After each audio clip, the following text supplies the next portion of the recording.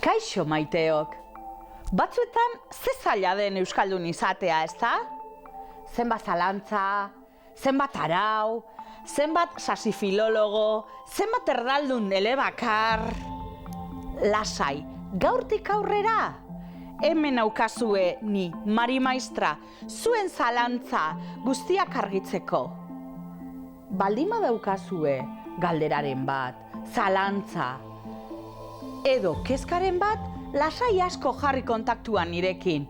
3 modu dituzue, e-mail, telefonoz, edota Twitter bitartez. Ara, dei badaukagu, lehengo deia, kaixo pitxin, nor zara? Kaixo, Mari Maistra, eskerrik asko dei hartzeagatik, hau ilusinua. Bai, normala ilusioa izatea lehengoa zara, eta ez da bat ere erraza.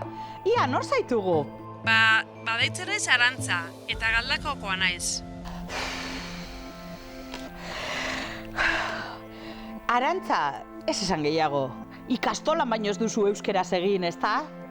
Ez ba, euskaltegian ikasi du nik euskara, nire garaian ez zegoen D eredurik.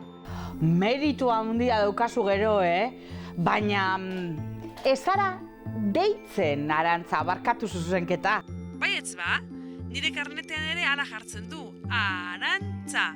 Nola nahi duzu ba, deitzea? Beitu, lagun batzuk aurkeztuko dizkizut. Aupa, Arrate naiz. Aupa, ni Manuel. Eta zu? Jopa, nire izena Sonia da.